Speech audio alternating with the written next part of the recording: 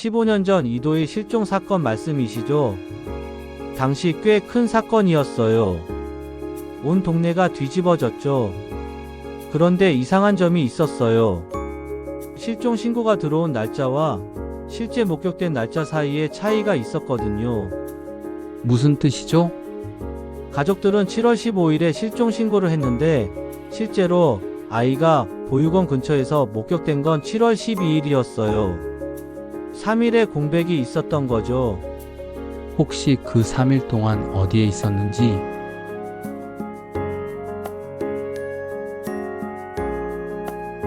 일장 이친 선율. 밤 10시가 넘어선 대학 도서관은 고요했다. 대부분의 학생들이 떠나간 열람실에는 형광등 불빛만이 희미하게 남아 있었다. 박연주는 구석진 자리에서 펼쳐놓은 책들을 정리하며 한숨을 내쉬었다. 졸업 논문 준비로 매일 이곳에 머물렀지만 오늘따라 글자들이 눈에 들어오지 않았다. 또 이 시간이네. 그녀는 시계를 바라보며 중얼거렸다. 기숙사로 돌아가기엔 이른 시간이었지만 더 이상 집중할 수 없었다. 연주는 천천히 자리에서 일어나 도서관 구석의 악기 보관함을 향해 걸었다. 음악과 학생들이 가끔 사용하는 이 공간에는 낡은 피아노와 함께 몇 대의 현악기가 먼지를 뒤집어 쓴 채 놓여 있었다. 그 중에서도 유독 그녀의 시선을 끄는 것은 케이스 모서리가 해져서 갈색 가죽이 벗겨진 바이올린이었다. 누군가 오래전에 기증했지만 관리되지 않아 방치된 듯 보였다.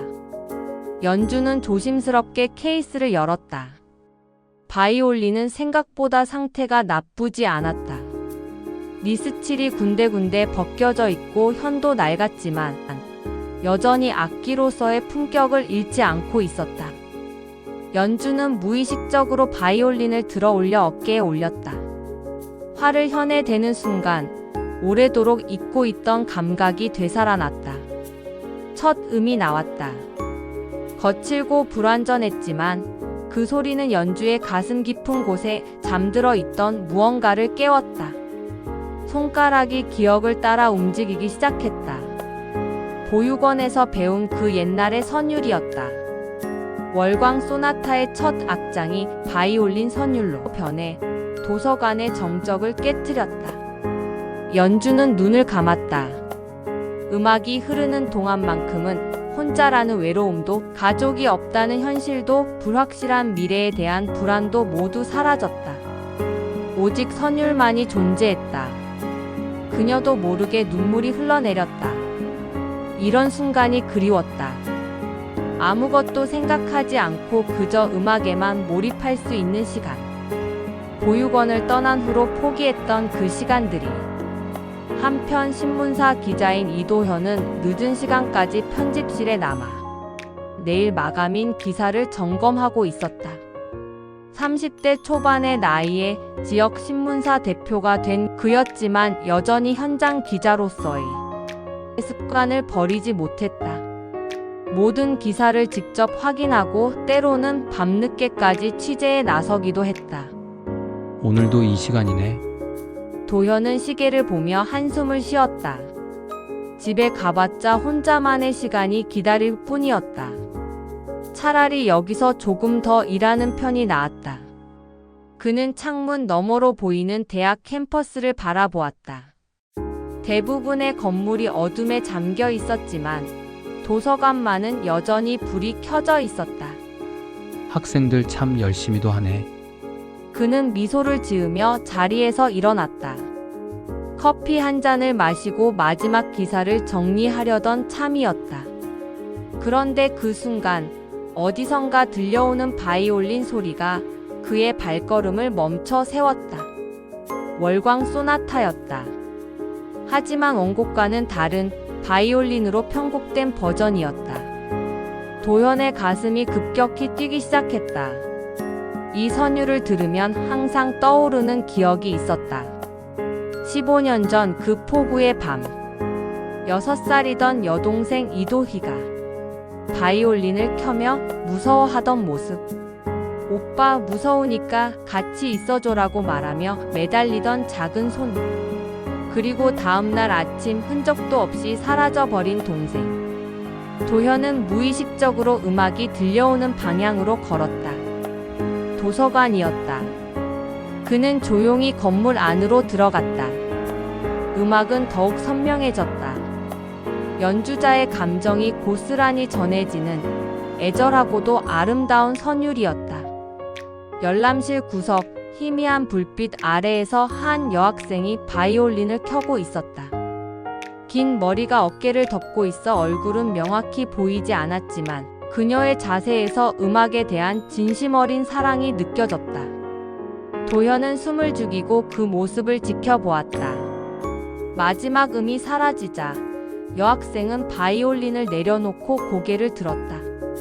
그 순간 도현은 충격을 받았다. 그녀의 눈가에 맺힌 눈물이 형광등 불빛에 반짝이고 있었다. 그리고 그 표정 속에서 도현은 오래전 잃어버린 무언가를 본 것 같았다. 연주는 갑자기 누군가의 시선을 느끼고 돌아보았다. 도서관 입구 근처에 한 남자가 서 있었다. 정장을 입고 있지만 넥타이는 느슨하게 매고 있는 30대 초반으로 보이는 남성이었다. 그는 연주를 바라보고 있었지만 그 눈빛에는 단순한 호기심 이상의 무언가가 담겨 있었다. 죄송합니다. 너무 늦은 시간에 소음을. 연주는 서둘러 바이올린을 케이스에 넣으며 사과했다. 하지만 도현은 고개를 저었다. 아니에요. 정말 아름다운 연주였습니다. 그의 목소리에는 진심이 담겨 있었다. 연주는 잠시 그를 바라보다가 고개를 숙였다. 그럼 저는 이만. 잠깐요. 도현이 그녀를 불렀지만 연주는 이미 서둘러 도서관을 떠나고 있었다. 도현은 그 자리에 혼자 남아 여전히 공기 중에 남아있는 선율의 여운을 느꼈다. 그리고 마음 한구석에서 희미한 기대감이 싹트기 시작했다. 혹시 정말 혹시라도 다음 날 오후 연주는 대학 근처 작은 카페에서 아르바이트를 하고 있었다. 커피 머신의 소음과 손님들의 대화 소리가 뒤섞이는 평범한 오후였다. 그런데 카페 문이 열리며 어젯밤 도서관에서 만났던 그 남자가 들어왔다.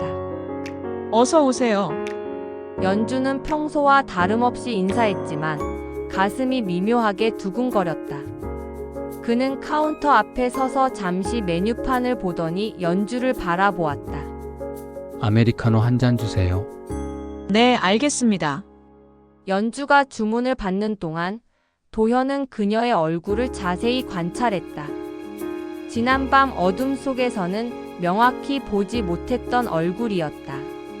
20대 중반으로 보이는 그녀는 단정한 인상에 조용한 미소를 지으며 일하고 있었다. 하지만 도현의 관심은 다른 곳에 있었다. 혹시 어젯밤 도서관에서 바이올린을 연주하셨던 죄송해요. 소음을 내서. 연주는 서둘러 사과하며 커피 머신을 작동시켰다. 도현은 그녀의 반응을 지켜보며 말을 이었다. 사과할 일이 아니에요. 정말 아름다운 연주였거든요. 음악을 전공하고 계신가요? 아니요, 그냥 취미로. 연주의 대답은 짧고 간결했다. 그녀는 의도적으로 대화를 피하려는 듯 보였다. 도현은 완성된 커피를 받아들며 한 가지 더 물어보고 싶은 것이 있었다. 실례지만 성함이 박연주입니다. 저는 이도현이라고 합니다. 이 근처 신문사에서 일하고 있어요. 연주는 고개를 끄덕이며 미소 지었지만 여전히 거리를 두려는 기색이 역력했다. 도현은 더 이상 묻지 않고 자리로 향했다. 하지만 그는 연주의 일거수일투족을 놓치지 않고 지켜보고 있었다. 그날 저녁 도현은 사무실에 혼자 남아 인터넷 검색창에 박연주라는 이름을 입력했다. 몇 개의 검색 결과가 나왔지만 그가 찾는 사람과 관련된 정보는 거의 없었다. 대학 음악 동아리 활동 기록 몇 개와 장학금 수혜자 명단에서 이름을 확인할 수 있을 뿐이었다. 보육원 출신일 가능성이 높겠군. 도현의 추측이었다.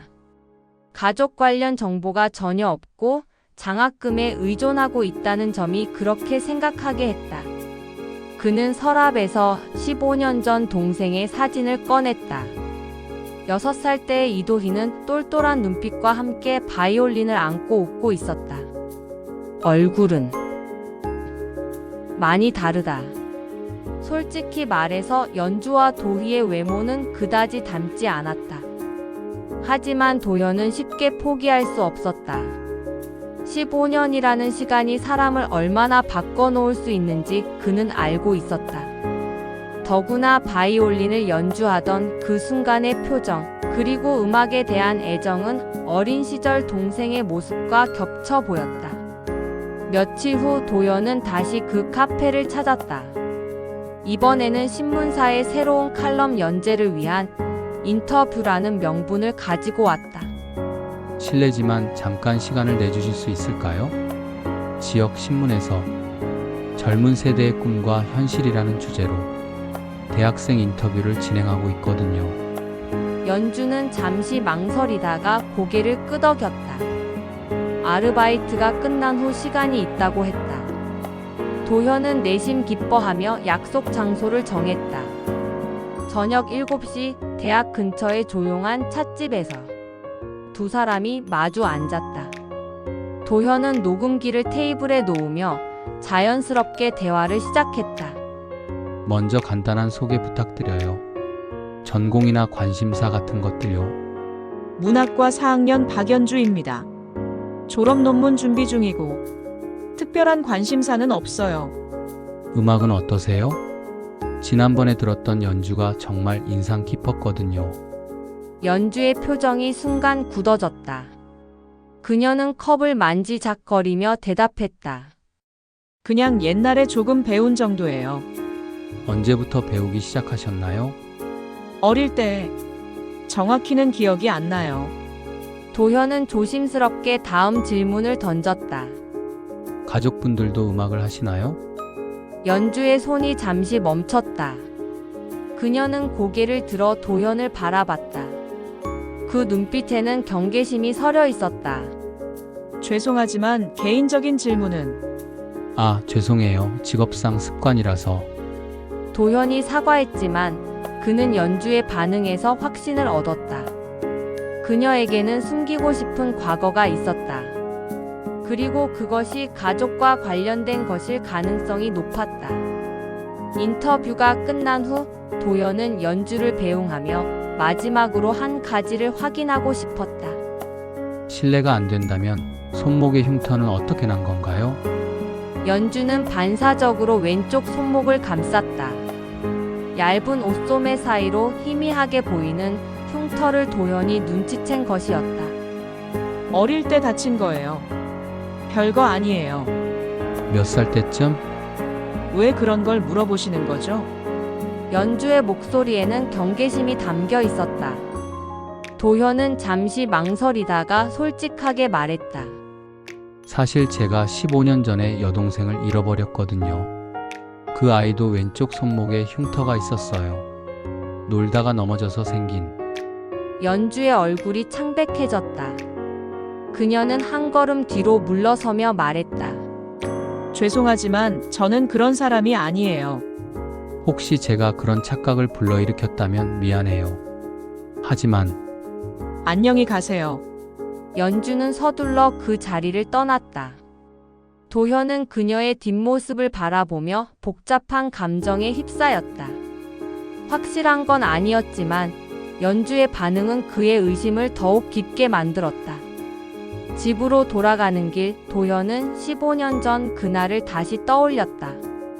폭우가 내리던 밤 보육원에서 연락이 왔을 때의 그 절망감. 동생이 갑자기 사라졌다는 소식. 그리고 그 후로 이어진 끝없는 수색과 기다림. 이번에는 놓칠 수 없어. 도현의 마음속에서 집념이 타올랐다. 설령 연주가 자신의 동생이 아니라 할지라도 그는 진실을 확인해야 했다. 15년 동안 그를 괴롭혀온 의문의 답을 찾기 위해서라도. 한편 연주는 자신의 원룸에 돌아와 거울 앞에 섰다. 왼쪽 손목의 흉터를 바라보며 그녀도 오래전 기억을 떠올렸다. 흐릿하고 단편적이지만 분명히 존재했던 어떤 기억들. 그리고 그 기억 속에는 항상 바이올린 소리가 함께 있었다. 설마 연주는 고개를 저었다. 그럴 리 없었다. 하지만 이도현이라는 남자가 던진 질문들은 그녀의 마음속 깊은 곳에 잠들어 있던 무언가를 깨우기 시작했다. 며칠간의 고민 끝에 연주는 결심을 했다. 이도현의 질문들이 그녀의 마음속 깊은 곳에 묻혀있던 궁금증을 깨워버린 것이다. 정말 혹시 자신에게도 찾아야 할 가족이 있는 것은 아닐까? 토요일 오전 연주는 도현에게 문자를 보냈다. 시간 있으시면 만나서 이야기할 수 있을까요? 제가 알고 있는 것들을 말씀드리고 싶어요. 1시간 후 두 사람은 대학 근처 조용한 찻집에서 마주 앉았다. 연주는 평소와 달리 긴장한 기색이 역력했다. 저 사실 기억이 거의 없어요. 6살 이전의 일은. 6살? 네. 보육원에 온 게 그때니까요. 그 전 기억은 단편적이고 흐릿해서 꿈이었나 싶을 때도 있어요. 도현의 가슴이 뛰기 시작했다. 도희가 사라진 것도 6살 때였다. 어떤 기억들이 남아있나요? 바이올린 소리요. 항상 바이올린 소리가 들렸어요. 그리고 누군가 제 이름을 부르는 목소리. 희야, 희야라고. 연주의 말에 도현은 충격을 받았다. 희야. 도희의 애칭이었다. 그리고 이 흉터도. 연주는 왼쪽 손목을 보였다. 어떻게 다쳤는지는 기억 안 나지만 누군가 울면서 제 손을 잡아줬던 기억이 있어요. 따뜻한 손이었어요. 도현은 15년 전 그날을 떠올렸다. 도희가 놀이터에서 넘어져 손목을 다쳤을 때 자신이 얼마나 당황했는지. 병원에 데려가면서 동생의 손을 꽉 잡고 있었던 기억이. 정말 혹시 저와 관련이 있는 걸까요? 연주의 목소리는 희망과 두려움이 뒤섞여 있었다. 도현은 고개를 끄덕였다. 함께 알아보죠. 정확한 답을 찾아야 해요. 다음 주부터 두 사람의 본격적인 조사가 시작됐다. 첫 번째 목적지는 연주가 자랐던 희망의 집 보육원이었다. 15년 전 기록이요? 원장 선생님은 난처한 표정을 지었다. 그때 화재가 있었어서 많은 자료가 소실됐어요. 특히 아이들의 입소 기록 같은 건. 그럼 기억하고 계신 분은 안 계신가요? 도연이 간절히 물었다. 그때 근무하셨던 김 선생님이 계시긴 한데 지금은 다른 시설로 옮기셔서. 원장은 김 선생님의 연락처를 알려주었다. 하지만 전화를 해보니 김 선생님은 3년 전에 돌아가셨다는 소식이었다. 첫 번째 단서가 끊어졌네요. 연주가 실망스러워했다. 아직 포기하긴 일러요. 병원 기록을 찾아보죠. 두 사람은 지역 병원들을 돌아다니며 15년 전 응급실 기록을 뒤졌다. 하지만 개인정보 보호를 이유로 대부분의 병원에서 자료 열람을 거부했다. 그러던 중 한 병원에서 뜻밖의 소식을 들었다. 15년 전이면 그때 큰 사고가 있었죠. 보육원 차량 사고. 차량 사고요? 네. 희망의 집에서 나들이를 가던 중에 교통사고가 났어요. 다행히 크게 다친 아이는 없었지만 그 충격으로 기억을 잃은 아이가 한 명 있었다고 들었어요. 연주와 도현은 서로를 바라보았다. 혹시 그 사고 때문에 연주가 과거의 기억을 잃은 것일까? 그 사고에 대한 자세한 기록이 있나요? 의무 기록은 보관 기간이 지나서 폐기됐어요. 하지만 당시 사고를 다룬 신문 기사는 있을 거예요. 신문사로 돌아온 도현은 15년 전 기사를 뒤지기 시작했다. 그리고 마침내 그 기사를 찾아냈다. 희망의 집 보육원 차량 빗길 미끄러져 사고. 원아 7명 가벼운 부상. 기사에는 사고 당시의 상황이 자세히 기록되어 있었다. 그런데 기사를 읽던 도현의 얼굴이 점점 굳어졌다. 이상해. 사고 날짜가 기사의 날짜는 도희가 실종된 날로부터 3일 후였다. 만약 연주가 정말 도희라면 실종 후 어떻게 보육원 차량에 타고 있었던 걸까? 더 놀라운 건 기사 말미에 있는 작은 단락이었다. 한편 이번 사고로 기억상실증을 보이고 있는 A양에 대해 경찰은 신원 확인을 위한 수사에 착수했다고 밝혔다. 연주 씨 이것 좀 보세요. 연주는 기사를 읽고 나서 창백한 얼굴이 됐다. 그럼 정말 저는 아직 확실하지 않아요. 더 조사해 봐야 해요. 하지만 도현의 마음속에는 불안감이 커져가고 있었다. 만약 연주가 정말 도희라면 왜 사고 전 3일 동안은 어디에 있었던 걸까? 그리고 왜 가족을 찾지 못했던 걸까? 그날 밤 도현은 집에서 어머니에게 전화를 걸었다. 어머니, 도희가 실종됐을 때 정말 아무 단서도 없었나요? 왜 갑자기 그런 얘기를? 15년이나 지났는데 혹시 찾았을지도 모르거든요. 전화 너머로 어머니의 숨소리가 거칠어졌다. 도연아 그만해. 그 일은 이제 잊어야 해. 하지만 어머니, 만약 정말이라면 안 돼. 어머니의 목소리가 날카로워졌다. 절대 안 돼 그 일은. 그 일은 다시 꺼내면 안 된다고 했잖아. 전화가 끊어졌다. 도현은 멍하니 핸드폰을 바라봤다. 어머니의 반응이 이상했다. 마치 무언가 숨기고 있는 것 같았다. 한편 연주는 자신의 방에서 오래된 상자를 뒤지고 있었다. 보육원에서 나올 때 가져온 몇 안 되는 물건들이었다. 그 중에서 그녀가 찾는 것은 낡은 사진 한 장이었다. 흑백 사진이었다. 어린아이가 바이올린을 안고 있는 모습이었는데 얼굴이 흐릿해서 알아보기 어려웠다. 하지만 분명히 자신의 어릴 적 모습이라고 생각해왔던 사진이었다. 연주는 사진을 자세히 들여다보았다. 그런데 갑자기 이상한 점을 발견했다. 사진 속 아이의 왼쪽 손목에는 흉터가 없었다. 하지만 자신은 분명히 어릴 때부터 이 흉터가 있었다고 기억하고 있었다. 이게 무슨 연주의 손이 떨리기 시작했다.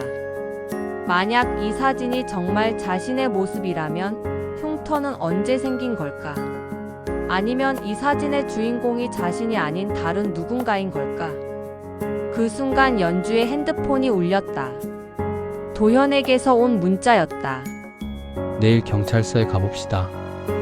15년 전 사건 기록을 확인해야 해요. 그리고 제 가족들과도 만나보셔야 할 것 같아요. 연주는 문자를 보며 가슴이 두근거렸다. 진실에 가까워지고 있다는 기대감과 함께 알고 싶지 않은 진실을 마주할지도 모른다는 두려움이 동시에 밀려왔다. 밤이 깊어가는 가운데 두 사람은 각자의 방에서 같은 생각을 하고 있었다. 내일이면 모든 것이 명확해질 것이다. 하지만 그 진실이 과연 그들이 원하는 것일까? 15년 만에 열리게 될 판도라의 상자 앞에서 그들은 마지막 밤을 보내고 있었다. 월요일 오전 10시. 연주와 도현은 지역 경찰서에 도착했다. 15년 전 사건을 담당했던 김영사는 이미 퇴직했지만 후임자가 파일을 준비해 두었다고 했다. 15년 전 이도의 실종 사건 말씀이시죠? 박 형사가 두꺼운 파일을 테이블 위에 올려놓았다. 당시 꽤 큰 사건이었어요. 온 동네가 뒤집어졌죠. 도현은 긴장한 채로 파일을 받아들었다. 연주는 그 옆에서 숨을 죽이고 있었다. 그런데 이상한 점이 있었어요. 박 형사가 말을 이었다. 실종 신고가 들어온 날짜와 실제 목격된 날짜 사이에 차이가 있었거든요. 무슨 뜻이죠? 가족들은 7월 15일에 실종 신고를 했는데 실제로 아이가 보육원 근처에서 목격된 건 7월 12일이었어요. 3일에 공백이 있었던 거죠. 연주와 도현은 서로를 바라봤다. 어제 신문 기사에서 본 그 3일의 공백이었다. 혹시 그 3일 동안 어디에 있었는지 그게 미스터리예요. 당시 수사팀이 그 부분을 파헤쳤는데 명확한 답을 찾지 못했어요. 그리고 박 형사는 잠시 머뭇거렸다. 이상한 점이 또 하나 있어요. 뭔가요? 가족들이 갑자기 수사 중단을 요청했어요. 7월 20일 보육원 사고가 난 바로 다음 날이었죠. 아이를 찾는 게 급선무라고 그렇게 난리를 치던 가족들이 갑자기 그만두자고 했어요. 도현의 얼굴이 창백해졌다. 7월 20일. 그날 가족 회의가 있었다. 어머니와 아버지, 그리고 할머니까지 모여서 긴 이야기를 나눴던 기억이 있었다. 하지만 당시 11살이었던 도현은 어른들의 이야기에 끼지 못했다. 더 이상한 건 그 이후로 가족들이 아예 연락을 끊어버렸다는 거예요. 다른 지역으로 이사를 가버리셨고. 잠깐요. 연주가 끼어들었다. 그럼 보육원 사고로 기억을 잃은 아이는 누구예요? 박 형사는 파일을 뒤적이더니 한 장의 서류를 꺼냈다. 이 아이였어요. 박연주. 하지만 DNA 검사 결과 이도희와는 전혀 관련이 없는 것으로 나왔습니다. 순간 정적이 흘렀다. 연주는 자신이 들고 있던 오래된 사진을 내려다봤다. 그리고 도현은 15년 동안 품어온 희망이 산산조각 나는 것을 느꼈다. 그럼 저는 연주의 목소리가 떨렸다. 당신은 이도희가 아니에요. 완전히 다른 사람입니다. 박 형사가 단호하게 말했다. 하지만 이상한 건 당신의 신원도 명확하지 않다는 거예요. 사고 이전의 기록이 전혀 없어요. 연주는 충격의 말을 잇지 못했다. 자신이 누구인지 어디서 왔는지 전혀 알 수 없다는 뜻이었다. 그럼 진짜 이도희는 어디에? 도현이 간신히 물었다. 박 형사는 파일의 마지막 페이지를 넘겼다. 여기 있습니다. 마지막 수사 기록이에요. 페이지에는 작은 메모가 적혀 있었다. 이도희 강남구 대치동 이씨 가문에서 비공식 입양. 가족들의 요청으로 수사 종료. 입양이요? 도현이 충격을 받았다. 네. 하지만 공식적인 입양이 아니었어요. 당시 이씨 가문 측에서 강력하게 은밀 처리를 요구했다고 기록되어 있네요. 아마도 불법 입양이었을 가능성이 높아요. 도현의 머릿속이 하얗게 변했다. 동생이 살아있다. 그것도 15년 동안 다른 가족과 함께 살고 있었다. 그런데 왜 자신의 가족들은 그 사실을 숨겼던 걸까? 이씨 가문이라고 하면 대치동에서 한의원을 운영하는 집안이에요. 이현석 원장의 집안이죠. 당시 아이가 없어서 고민하고 있었다는 얘기를 들었어요. 그날 오후 도현은 혼자 어머니를 찾아갔다. 어머니는 아들의 표정을 보자마자 무슨 일인지 직감했다. 어머니, 도희가 어디 있는지 아시죠? 어머니의 얼굴이 굳어졌다. 무슨 소리니? 경찰서에 다녀왔어요. 이현석 한의원, 대치동 이씨 가문. 어머니가 다 아시고 계셨죠? 어머니는 주저앉았다. 15년 동안 숨겨왔던 비밀이 드러나는 순간이었다. 어머니, 왜요? 왜 동생이 살아있다는 걸 숨기셨어요? 그럴 수밖에 없었어. 어머니의 목소리에 눈물이 섞였다. 그 사람들이 돈을 줬어. 많은 돈을. 그리고 도희를 더 좋은 환경에서 키우겠다고 했어. 돈이요? 우리는 가난했잖아. 너 하나 제대로 키우기도 힘든 상황이었는데 그 사람들은 도희에게 최고의 교육을 시켜주겠다고 피아노도 바이올린도 다 가르쳐 주겠다고 했어. 도현은 어머니의 말을 믿을 수 없었다. 그래서 동생을 팔아버린 거예요? 팔았다는 게 아니야. 어머니가 울음을 터뜨렸다. 도희를 위한 일이었어. 그 아이가 우리와 함께 있으면 가난 속에서 평생 고생할 게 뻔했잖아. 하지만 이씨 가문에서 자라면 그건 어머니가 결정할 일이 아니었어요. 도희도 저도 선택권이 있었는데 너한테는 미안해. 정말 미안해. 하지만 도희는 지금 행복하게 살고 있을 거야. 우리보다 훨씬 나은 환경에서. 도현은 더 이상 어머니와 대화할 수 없었다. 그는 집을 나와 연주에게 전화를 걸었다. 저녁 두 사람은 다시 만났다. 연주는 도현의 표정을 보고 모든 것을 알 수 있었다. 진실을 알아냈군요. 도현은 고개를 끄덕이며 모든 것을 설명했다. 연주는 조용히 듣고 있다가 말했다. 그럼 저는 정말 누구인지 모르는 채로 살아야 하는 건가요?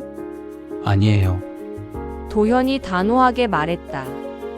우리가 함께 찾을 거예요. 당신의 진짜 가족을. 하지만 이미 15년이 지났는데 상관없어요. 저도 이제 진짜 동생을 찾을 수 있게 됐잖아요. 서로 도와가면서 각자의 가족을 찾아보는 거예요. 연주의 눈에 희망의 빛이 스쳤다. 정말 그럴 수 있을까요? 물론이에요. 그리고 도현은 잠시 망설이다가 말을 이었다.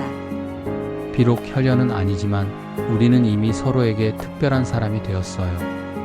같은 아픔을 나누고 같은 꿈을 꾸는. 연주는 고개를 끄덕였다. 비록 자신이 도현의 동생은 아니었지만 이 과정에서 그들은 혈연을 넘어선 깊은 유대감을 느끼게 되었다. 내일 대치동에 가보세요. 연주가 말했다.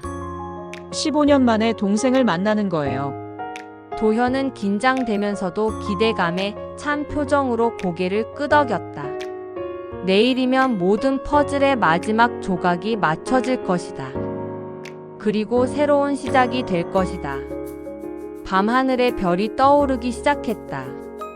길고 어두웠던 터널의 끝에서 그들은 마침내 빛을 보기 시작했다. 6개월 후 따뜻한 봄날 오후 대치동의 한 카페에서 도현은 21살 여성과 마주 앉아 있었다. 이도희.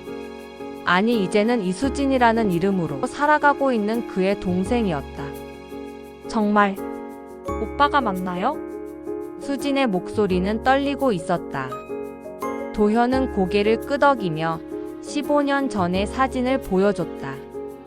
6살의 도희가 바이올린을 안고 웃고 있는 사진이었다. 기억나요?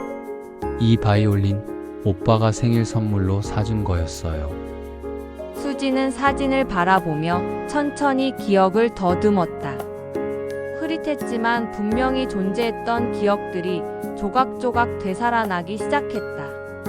그때 오빠가 제 손을 잡고 병원에 데려갔던 것 같아요. 놀이터에서 넘어졌을 때. 맞아요. 도현의 눈가에 눈물이 맺혔다. 그때 오빠가 얼마나 놀랐는지 몰라요. 수지는 자신의 왼쪽 손목을 바라봤다. 흉터는 거의 보이지 않을 정도로 희미해져 있었지만 여전히 그 자리에 있었다. 엄마, 아니 양어머니께서 레이저 치료를 받게 해주셨어요. 흉터가 콤플렉스가 될까 봐서요. 두 사람은 조심스럽게 15년의 공백을 메워가기 시작했다. 수지는 이현석 원장 부부 밑에서 풍족한 환경에서 자랐지만 항상 어딘가 비어있는 느낌이 있었다고 했다. 특히 바이올린을 연주할 때마다 알 수 없는 그리움이 밀려왔다고 했다. 양부모님은 정말 잘해주셨어요. 최고의 교육을 받았고 지금은 의대 3학년이에요. 하지만 수지는 잠시 말을 멈췄다. 항상 뭔가 빠진 퍼즐 조각이 있는 느낌이었어요. 이제 찾았네요. 그 퍼즐 조각을. 도현은 미소를 지었지만 마음 한편으로는 복잡한 감정이 들었다. 수진은 분명히 자신의 동생이었지만 15년이라는 세월은 그들을 완전히 다른 사람으로 만들어 놓았다. 서로에게는 낯선 사람이나 다름없었다. 오빠, 혹시 부모님은? 만나기 어려울 거예요. 도현이 솔직하게 말했다. 어머니는 아직도 죄책감에 시달리고 계세요. 수진이를 만날 용기가 없으시대요. 수진은 이해한다는 듯 고개를 끄덕였다. 양부모님으로부터 자신의 과거에 대한 진실을 들었기 때문이었다. 괜찮아요. 저도 아직 준비가 안 됐어요. 하지만 오빠와는. 수진은 도현을 바라보며 말했다. 천천히 다시 가족이 되어볼 수 있을까요? 물론이죠. 같은 시간 연주는 지역 문화센터에서 아이들에게 바이올린을 가르치고 있었다. 반년 전부터 시작한 일이었다. 자신의 과거를 찾는 과정에서 음악에 대한 사랑을 되찾은 그녀는 이제 그 사랑을 다른 사람들과 나누고 있었다. 선생님, 이 곡 너무 어려워요. 초등학교 3학년 민지가 투정을 부렸다. 처음엔 다 어려워요. 하지만 포기하지 않으면 반드시 할 수 있어요. 연주는 아이의 손을 잡고 천천히 지도해 주었다. 이런 순간들이 그녀에게는 가장 행복한 시간이었다. 수업이 끝난 후 연주는 도현에게서 온 문자를 확인했다. 수진이와 만났어요. 많은 이야기를 나눴고 앞으로 천천히 관계를 회복해 보기로 했어요. 오늘 저녁에 만나서 자세한 얘기 들려주세요. 연주는 미소를 지었다. 도현이 드디어 동생을 찾았다는 소식이 자신의 일처럼 기뻤다. 그녀 자신의 과거 찾기는 아직도 진행 중이었다. 몇 가지 단서들을 찾아냈지만 결정적인 증거는 아직 없었다. 하지만 더 이상 조급하지 않았다. 언젠가는 답을 찾을 수 있을 것이고 설령 찾지 못한다 하더라도 괜찮다는 생각이 들었다. 무엇보다 이제 그녀에게는 도현이라는 소중한 사람이 있었다.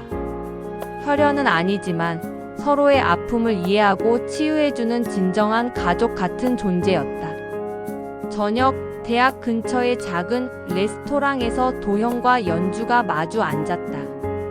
이곳은 처음 인터뷰를 했던 찻집 근처였다. 그때부터 지금까지 참 많은 일들이 있었다. 수진이 어때요? 많이 달라졌을 것 같은데. 당연히 달라졌죠. 15년이란 세월이 얼마나 긴 시간인데요. 도현은 씁쓸한 미소를 지었다. 하지만 기본적인 성격은 그대로인 것 같아요. 여전히 조용하고 차분하고 음악을 사랑하고. 다행이네요. 앞으로 관계를 회복할 수 있겠어요. 시간이 걸리겠지만요. 서로에게 낯선 사람이니까. 연주는 도현의 표정을 살펴봤다. 기쁨과 동시에 어떤 아쉬움도 묻어 있는 것 같았다. 혹시 실망스러운 부분도 있나요? 도현은 잠시 고민하다가 솔직하게 말했다. 15년 동안 그리워했던 6살의 도희는 이제 존재하지 않아요. 대신 제가 전혀 모르는 21살의 수진이 있을 뿐이죠. 물론 그것도 소중하고 감사하지만 복잡한 감정이 드는 건 사실이에요. 연주는 고개를 끄덕였다. 그녀도 비슷한 감정을 느끼고 있었다. 저도 그래요. 잃어버린 과거를 찾고 싶었지만 정작 찾게 된다면 지금의 제가 존재할 수 있을까 하는 두려움도 있어요. 그래서 더욱 소중한 것 같아요. 도현이 말했다. 우리처럼 과거의 상처를 공유하고 서로의 빈자리를 채워주는 관계는 쉽게 만들어지는 게 아니니까요. 연주는 따뜻한 미소를 지었다. 맞아요. 혈연으로 맺어진 가족도 소중하지만 선택으로 맺어진 가족도 그에 못지않게 소중한 것 같아요. 선택으로 맺어진 가족. 도현이 그 말을 되뇌었다. 좋은 표현이네요. 1년 후 연주는 자신의 첫 바이올린 독주회를 열고 있었다. 작은 공연장이었지만 그녀에게는 꿈의 무대였다. 객석에는 도현과 수진, 그리고 연주가 가르치던 아이들과 학부모들이 앉아 있었다. 마지막 곡은 월광 소나타의 바이올린 편곡이었다. 1년 반 전 도서관에서 처음 도현과 만났을 때 연주했던 그 곡이었다. 하지만 이번에는 전혀 다른 의미였다. 더 이상 그리움과 외로움의 표현이 아니라 감사와 희망의 선율이었다. 연주가 끝나자 객석에서 박수가 터져 나왔다. 도현은 일어서서 박수를 치며 눈물을 흘리고 있었다. 수진도 감동한 표정으로 박수를 보내고 있었다. 공연이 끝난 후 세 사람은 함께 저녁을 먹으러 갔다. 정말 감동적이었어요. 수진이 말했다. 오빠 말씀대로 연주 언니는 정말 대단한 분이세요. 언니라니 갑자기 나이가 많아진 것 같네요. 연주가 웃으며 말했다. 하지만 실제로 언니잖아요. 도현이 따뜻한 눈빛으로 두 사람을 바라봤다. 혈연으로는 연결되지 않았지만 이들은 진정한 가족이 되어 있었다. 그런데 연주 언니 정말 혼자 계속 사실 거예요? 수진이 물었다. 왜요? 지금도 충분히 행복한데요. 오빠랑은 정말 그냥 친구 관계인가요? 연주와 도현은 서로를 바라보며 미소를 지었다. 그들 사이에는 확실히 가족 이상의 감정이 있었다. 하지만 서두를 필요는 없었다. 천천히요. 도현이 말했다. 우리에게는 시간이 많아요. 밤하늘에 별들이 빛나고 있었다. 한때 길을 잃고 헤맸던 세 사람은 이제 서로를 의지하며 새로운 미래를 향해 나아가고 있었다. 잃어버린 것을 찾는 과정에서 그들은 더 소중한 것을 발견했다. 혈연을 넘어선 진정한 가족의 의미를. 그리고 상처받은 마음들이 서로를 치유하며 만들어내는 아름다운 화음을. 연주의 바이올린 선율이 여전히 그들의 마음속에서 울려 퍼지고 있었다. 이제는 슬픔이 아닌 희망의 선율로.